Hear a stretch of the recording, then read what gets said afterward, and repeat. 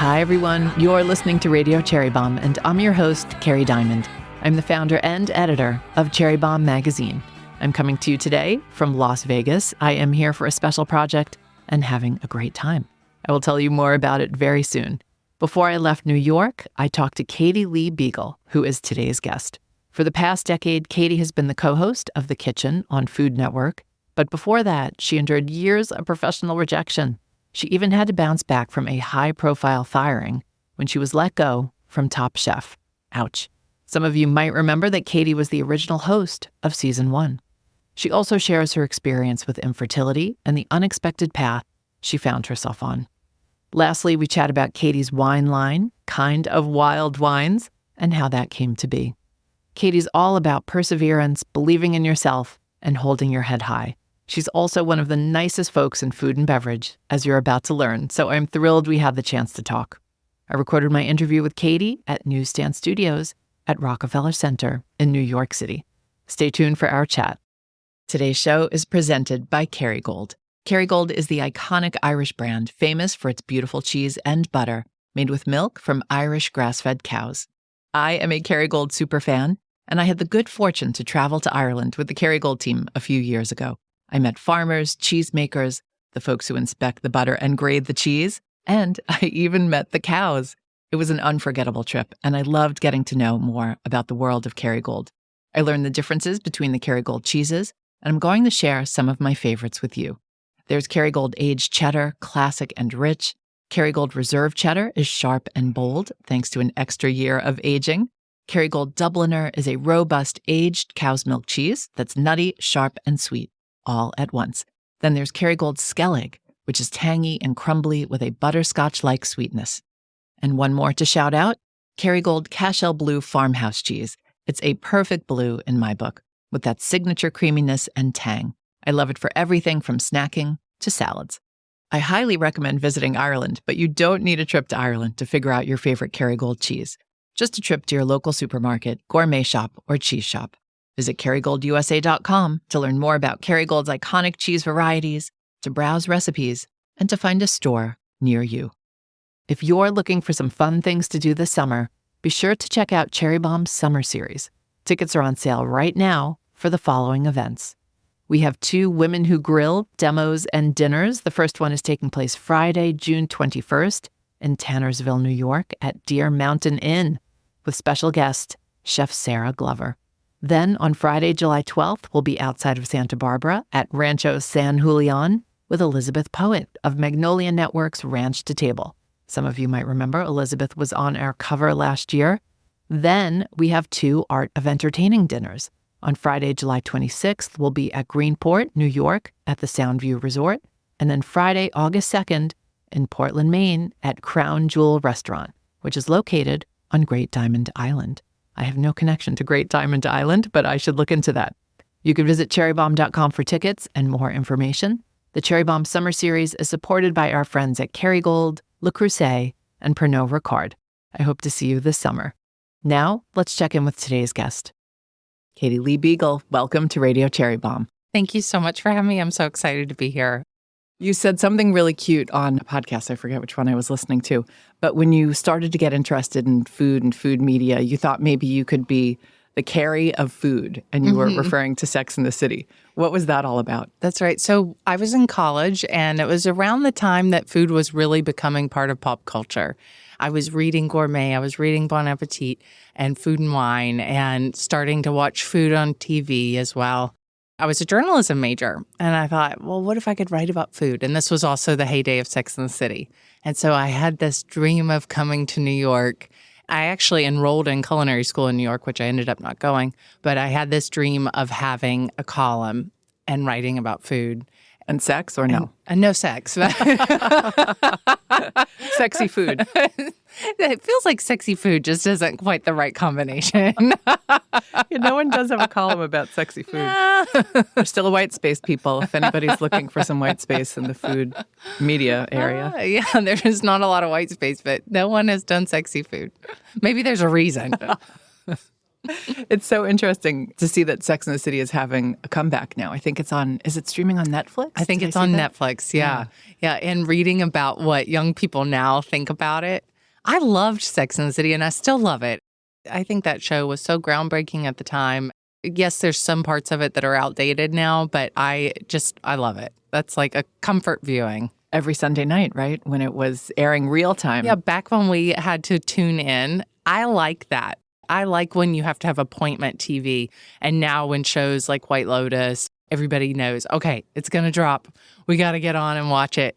There's something about the anticipation rather than just having all of it at once. I used to be a binger, and then now I feel like I can't stay up late. I have to go to bed at like 9:30. So I get through a half an episode, one episode at most, and then I got to go to bed.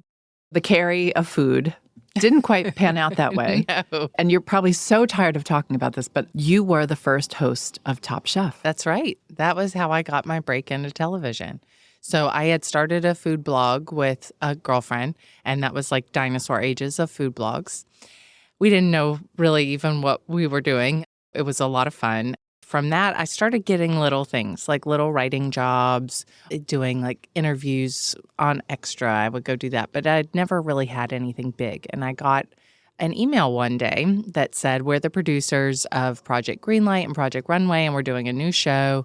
Would you come in and read to be the host? And I thought, this has to be fake. So I did a quick Google search and I said, they're real. And I came to Rockefeller Center the next day, right here where we are. Welcome back. Yes. And I read for it. And 2 days later, I was flying to San Francisco to do the show. And nobody knew what that show was going to be. It turned into this big show. I did one season and then I got fired. It was so not the right fit for me.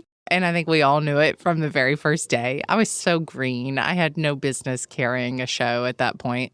Also a show where I was in an authoritative position. It just didn't work at all.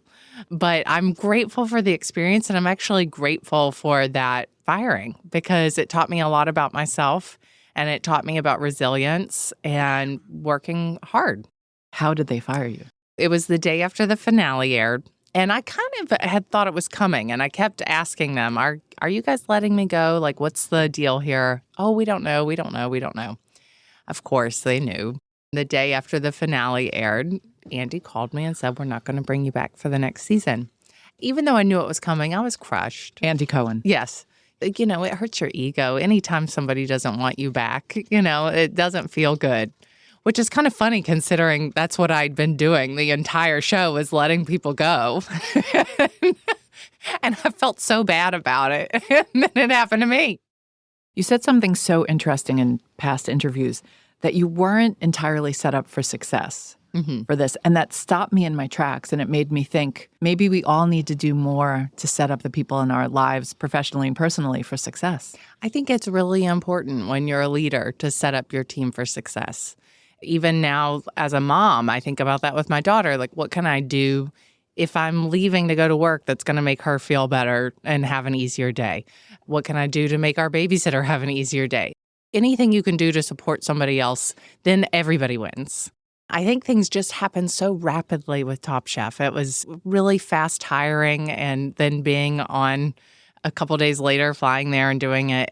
No one knew what the show was going to be quite yet, and so I didn't have a lot of support. I don't blame anybody for that. I think that everybody was just trying to make it work like you do when you have a new show. I was told, okay, we want you to be a firm, authoritative, cut your hair. They wanted to cut my hair. I said no. They said, let's give you a short haircut. We think it'll make you look a little bit more stern. I was like, ooh, I really don't want to cut my hair. So I'm so glad that I said no to the hair cutting. And you also don't scream firm and authoritative. That's just not my personality, and certainly not at 24, 25 years old. Come on. I was a young woman, and it wasn't at that point in my career either to be the firm, authoritative host. So it just all around wasn't the right fit. It wasn't anybody's fault. I just probably shouldn't have been hired to begin with. We'll be right back with today's guest. Today's episode is presented by Nonino, the legendary family-owned Italian company from Friuli Venezia Giulia, founded in 1897 and known for its award-winning grappa. Since 1940, Nonino has been led by 6 generations of incredible women, starting with the matriarch Silvia Nonino, who was Italy's very first female master distiller and the first woman in the country to manage a distillery. L'Aperitivo, Nonino's botanical aperitif, is based on an original recipe of Sylvia's. In 1973, her daughter-in-law, Genola Nonino, helped introduce the world to the first single varietal grappa. Genola's 3 daughters, Elisabetta, who is the CEO, Antonella, and Christina, run the distillery today. They revisited their family recipes to create Amaro Nonino, the bittersweet, herbaceous liqueur that is beloved by the world's top mixologists and an essential ingredient in the famous paper plane cocktail. And then there's Francesca Nonino, Genola's granddaughter, who is Nonino's global brand ambassador and helps in the distillery. That is an incredible family tree. Visit grappanonino.it for recipes and information on Nonino's grappa varieties. You can check our show notes for the link. Our show is also supported by Open Table. I'm excited to announce that we'll be back on the road later this spring with Open Table for our Sit With Us community dinner series, which highlights amazing female chefs and restaurateurs in the Cherry Bombe and Open Table networks. It's been such a treat meeting so many of you at our dinners across the country. Our next series of Sit With Us dinners will take place in New Orleans on June 6th, Atlanta on June 17th, Dallas on June 25th, and Portland, Oregon on June 30th. How does it work? You can come solo and sit at a Cherry Bombe community table, or bring a friend or two and we will seat you together. Tickets are available exclusively on Open Table. Make sure you have the Open Table app on your phone and keep an eye on Cherry Bombe's Instagram for more details. You can also visit cherrybombe.com. You also said always be prepared for a rainy day. So what came next was a bit of a drought for you professionally. Oh, yeah. I had to work really hard to get another job in TV after that. I knew that I enjoyed it. I liked that little red light. I enjoyed being on camera, even though it wasn't the right vehicle for me. I enjoyed it, and I knew I wanted to do it. I thought, I want something where I can just be myself, be who I am. I love to cook. I just want to be me on TV. So I pretty much just beat the door down of Food Network, and I kept getting a no. No, she's not right. She's icy. She doesn't have personality. It was because that's how people saw me from that. And so I was trying really hard. I remember hearing a former Food Network exec who's not there anymore had said, we don't want her. She's like a Paris Hilton. I don't even know what that means. Paris Hilton's a great, successful businesswoman. But I think he was trying to dog me like I was like a social person. And it was like, come on, dude. It would hurt my feelings. I thought, I just have to have a thick skin. People are going to say no, but I want this and I want it to happen. And I was like a dog with a bone. Tell people how many years. 7 years of trying to get Food Network to hire me. 7 years. My agent at the time called me about the kitchen, which wasn't even called the kitchen at the time. He said, Food Network's going to be casting this show. Why don't you come audition? I was in LA at the time. I was thinking of moving to LA. I was really living my best life at that point. I was having a lot of fun in LA. And I said, I'm not flying back for that. They've said no to me for so long. It's time that I move on from this. And I was thinking I wanted to be a writer, maybe get into TV writing or movie writing. Then my other friend who was an agent called me and said, get on a plane. You are so right for this. And I said, okay, fine. But then it turned out I was right for it. I always think in life, I say to myself so many times, anything can happen. It really can. And so much of my life has been chance. And I don't want to say luck because I think that you put yourself in the situations where luck or good fortune can strike. I guess there is some luck to it, but a lot of it is how you position yourself. I'm so grateful that I got on that plane and I went back and I did the audition because the kitchen has been the greatest blessing of my professional life. I love it so much. Those people are my family now.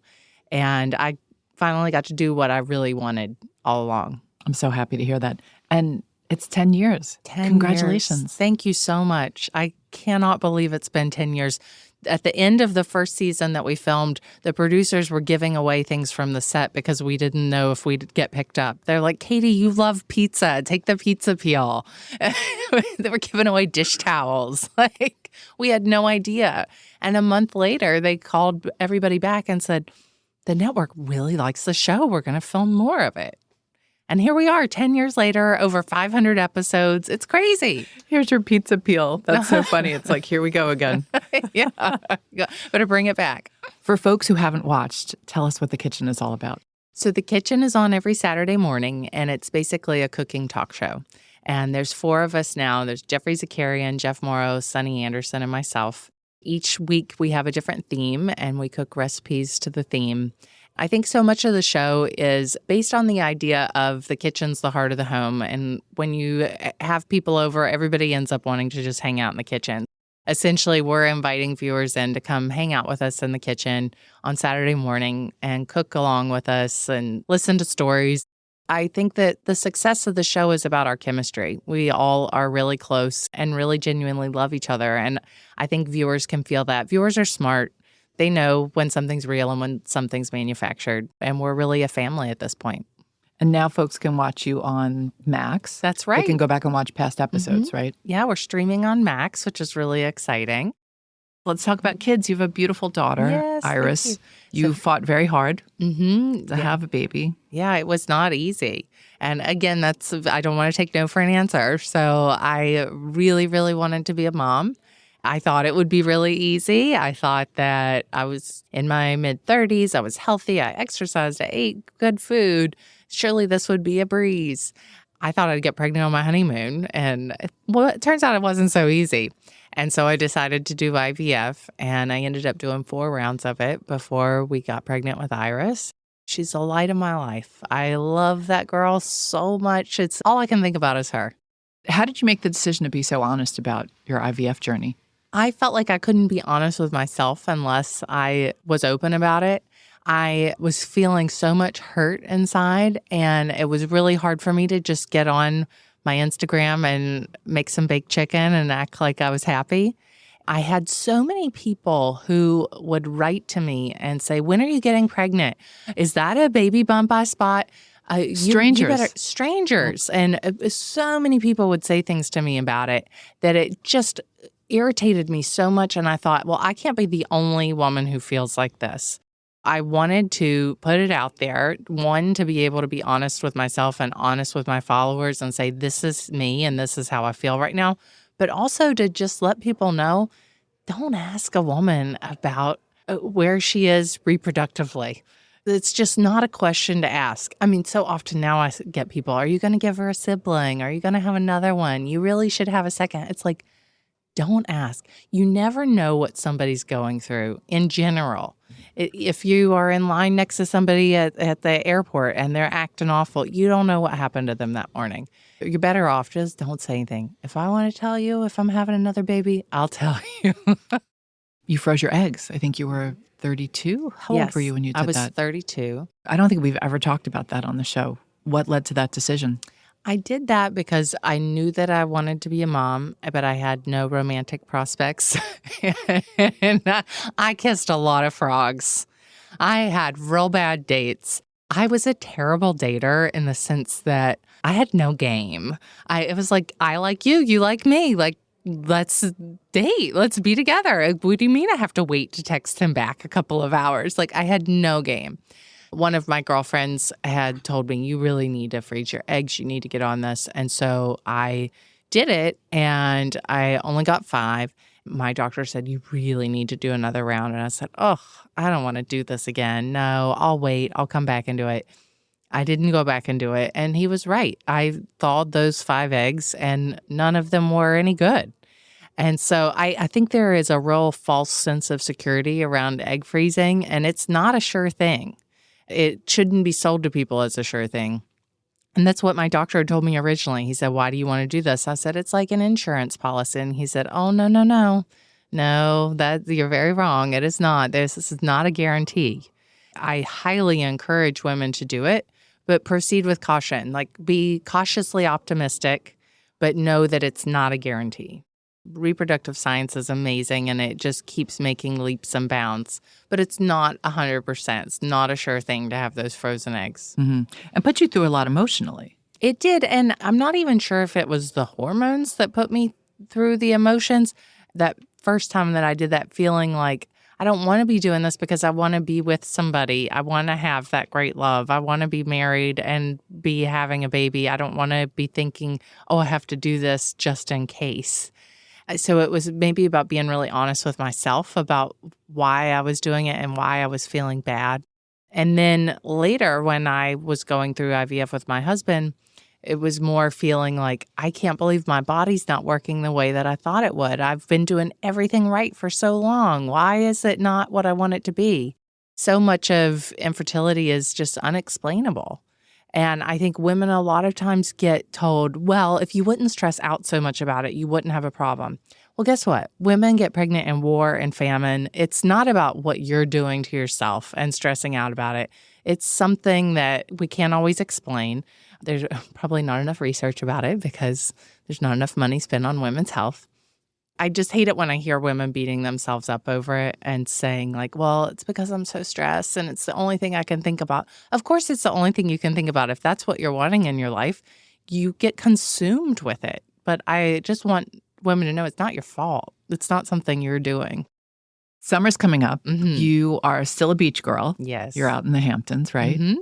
Tell us what you've got planned for the summer. I love summer. I think that I am still on that calendar, like when you're a kid and you're marking the days until school gets out. I feel like mentally I'm always waiting for Memorial Day weekend, and then I get really sad when Labor Day weekend comes.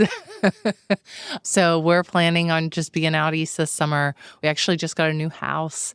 Really excited. We just moved into, so we're getting all set up. And we just booked a trip to Ischia as well. I've never been there. So me neither. Tell us about it. I'm really excited to go there. Well, we love Italy, and so we wanted to go somewhere we hadn't been before. So we picked Ischia. What part of Italy is that? In the Campania region, so Amalfi Coast-esque. We got married in Nerano on the Amalfi Coast, and so we're going to go back there for a few days as well. Are you bringing Iris? We are, yeah. We took her 2 years ago, which was maybe a little too young to bring a child to Italy. It was not a vacation. It was a family trip.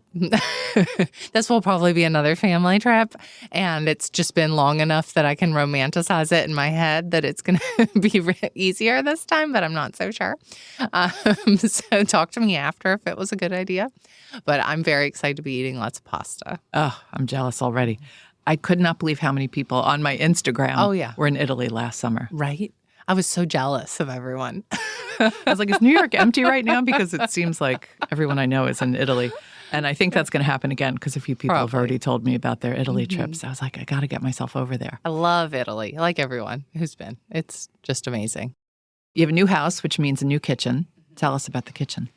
We bought our neighbor's house. We'd been renting in the same neighborhood for the last 4 or 5 years.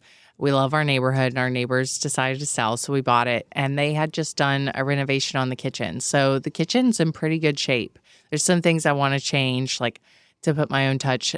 I think I want to change the countertops. I'd like to change the hardware on the cabinets, but no big heavy lifting, which is really different for me because I usually buy a place that's ready to fall down. Like, I love a project. My last apartment, that was the ugliest apartment in Manhattan when I bought it. It was the only thing in my price range available in the West Village. And I went in and I was like, I'll take it. Even though it was like, when I tell you it was 1982 in that apartment, it was total, like the kitchen had not been touched. There were glass bricks. It was turquoise. It looked like Ruthless People. And we had a glass brick. That's so funny. We got in there and started taking the floor up. There were 5 layers of flooring. It was terrible. My dear friend Nate Burkus, who's a designer, he came in before I closed and he said, "Can you get out of this? This apartment is a dog." I said, "I can't get out of it. I'll lose my deposit. What are we going to do?" And so we made it work. I built my dream kitchen. All right, no one feels sorry for you now because you said Nate Burkus is your best friend and he was helping. You had us with you for a little while there, Katie. Yeah. And so I built my dream kitchen and I made the apartment mostly kitchen. And then the pandemic hit. And wait, did Nate help you with the apartment? Nate did, yeah. Pandemic hit and we made a rash COVID decision and sold the apartment, which was a big mistake. I've had many nights where I lay awake thinking about that apartment. It had a parking spot. Why did I ever sell that? That was definitely a mistake. And we thought we were going to move to California. We had all these different ideas. And then it turns out we're New Yorkers.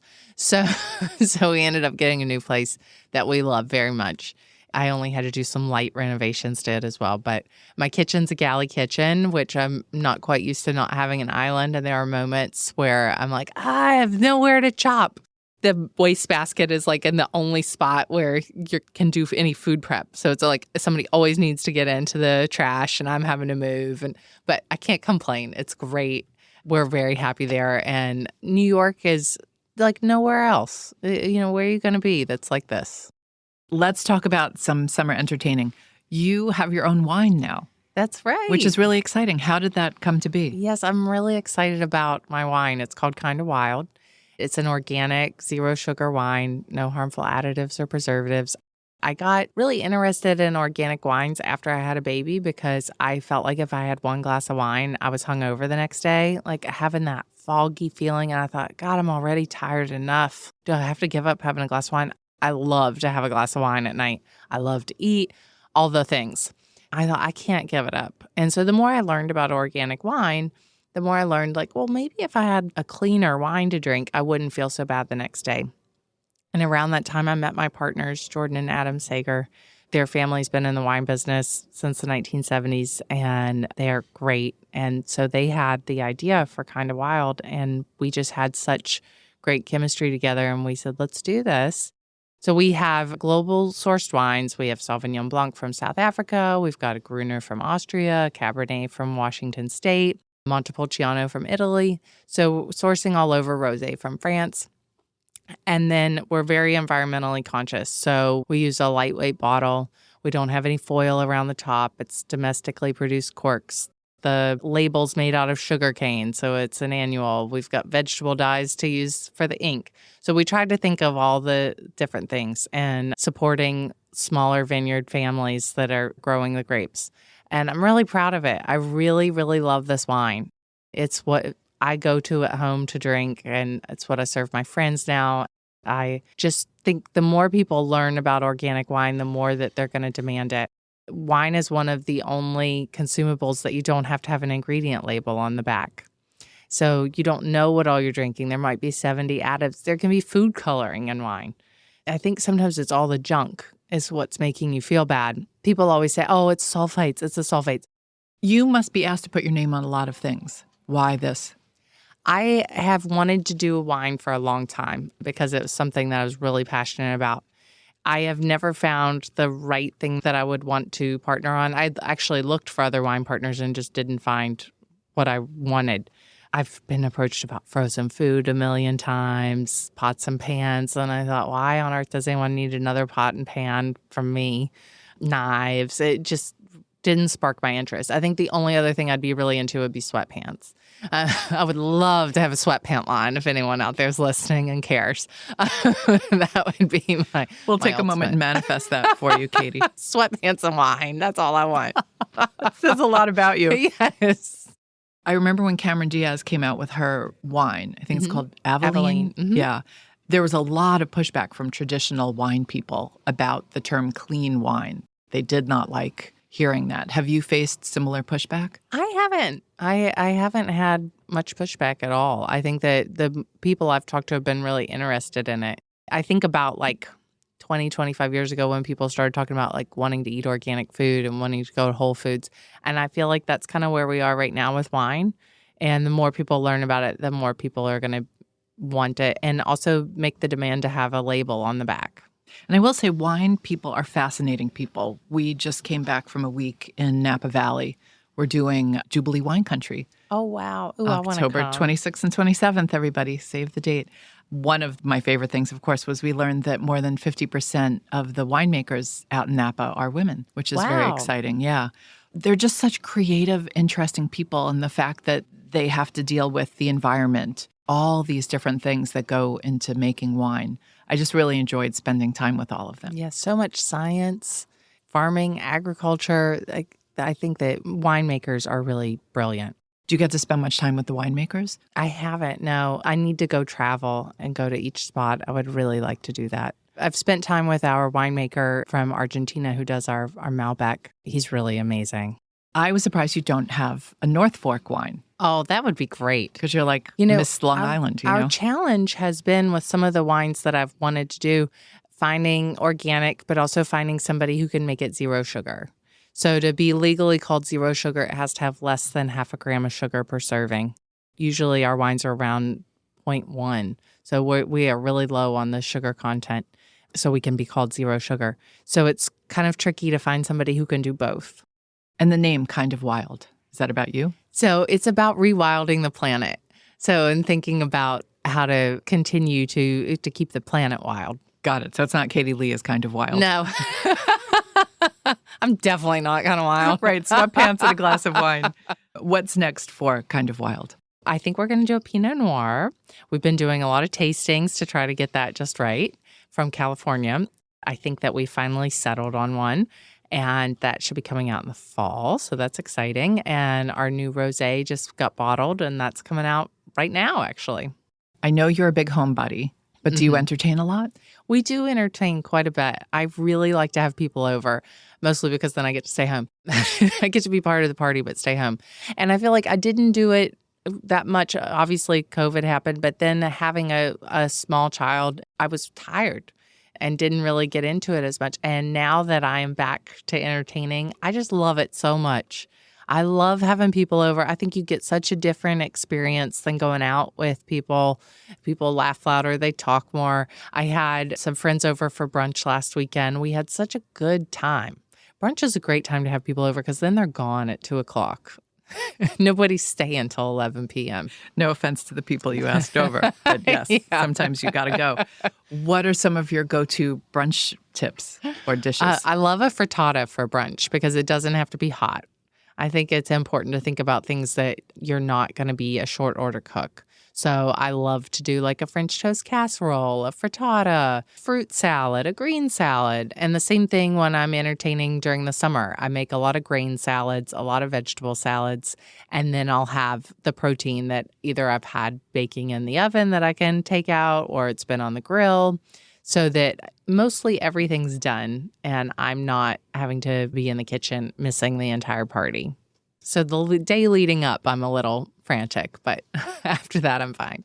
Are you a grill girl? Do you know how to grill? I love to grill. Yeah, I really enjoy grilling in the summer. I think it's a great way also to just have less mess because everything's outside. Your kitchen stays nice and neat and you can just throw it on the grill and it tastes good.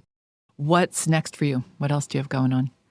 That's a good question. What is next? I mean, you have a lot going on. You have a job, child, wine line, potential sweatpants endorsement. Yeah. You know, I'd really like to write another book. Oh, that's right. We didn't talk about that. So not only did you write a book, it got turned into a Hallmark movie. That's right. Yeah, I did a Hallmark movie. Actually, I just turned in another screenplay to Hallmark a few months ago. I wrote another movie for them. So I had a novel called Groundswell. And then it took forever to get turned into a movie. They optioned it in 2018. It didn't get made until 2022. So it took a really long time. So again, that just shows, like, just keep at it. If you want it to happen, it will. I remember reading that you really wanted it made into a movie. That's a hard thing to make happen. What did you do to push it along? I really wanted it to be a movie, and so much so that when I was writing the book, I was thinking of it as a movie. And maybe I was just like a frustrated screenwriter and went the book route. It didn't happen when the book first came out to be optioned for a movie. And then years later, my best friend's husband, who was a soap opera star, Ricky Golden, he said to me, "Would you mind if I pitched your book to Hallmark?" And I said, "Sure, great, go ahead." And he did, and they optioned it. I was thrilled, but then nothing happened with it. And it had been years. And Ricky sent them a follow-up email and just said, "Are we doing this or not?" And they wrote back, "Yeah, let's do it." That's crazy. Right? It had been like 5 years. And this was like March, and in May, we were in Hawaii filming it. And then it was on in August. They work so quickly. Once they go ahead and get it going, all of a sudden it's like off to the races. So I turned in my latest movie for them. And now I'm kind of waiting. I'm like, okay, are we going to make it? What's going to happen? And I know it'll be one of those things where I might not hear from them for 2 years. And then it'll be like, okay, next month, we're going to film your movie. So who knows? Have all these experiences made you a more patient person? Yeah, I think I'm pretty good at just like letting life happen. I mean, I push for things and I advocate for what I want to happen. But I also know things take time. I know that you don't always get the results you want as fast as you want them, but you just have to stay committed. You've had such an interesting life, Katie. You were thrust into the spotlight at such a young age. Public divorce, all these things have happened to you. When you do look back, what do you wish that younger person knew? I'm a reflective person, so I don't get in my head about things that happened in the past, but I do like to reflect because I think you learn from looking back at your past and mistakes. I don't think I'd change anything. When I look back at that 21-year-old girl who came to New York for a weekend and bumped into a rock star, I wish she'd known it all turned out just as it was supposed to. I feel so fortunate for the life that I've had. Like, I have enjoyed life so much. I'm appreciative for all the ups, the downs, the bumps, the bruises, all the good stuff. And I feel like I'm in such a good place right now. I've got this wonderful husband that's crazy about my daughter. Work's going good. I mean, I better knock on wood because that's usually when something bad happens. Usually when somebody says something like this, they walk out and get hit by a car. So I won't let that happen to Katie, everybody. I'll walk her out. There's a lot of wood in the studio, so we can. Yes. Yeah, we're knocking Yes. on wood right now. Well, thank you for sharing that. You're in a great place right now, but you've taken the lumps over the years. Oh, yeah. It wasn't smooth sail. Oh, I know you're a surf girl. It wasn't just like one smooth wave. No, not at all. You got No. knocked off that surfboard Oh, a yeah. lot. I got knocked off a lot, and I held onto the leash and pulled myself back up. I got whacked on the head Yeah, with the surfboard yeah. a few times. A long, long time ago, my ex-husband's publicist said to me, "You better get a thick skin. You better get it fast." And that was the best advice I ever got in my life. Do you really have a thick skin today? I have a very thick skin. People have said terrible things about me. I got no problem with it. That's their issue, not mine. Let's do a speed round. What beverage do you start your day with? Coffee. We actually make the coffee the night before so that we just have to press the button in the morning because it's do not pass go, do not collect $200, go straight to the coffee pot. And how do you take it? With a little half and half. What are you streaming right now? We're watching Ripley and Hacks. We're doing both of those. I saw the first episode of Hacks. So good. So good. I love Hacks. What is your favorite food film? Ooh, favorite food film would be, I think maybe Big Night. I love Big Night. Favorite kitchen implement or tool?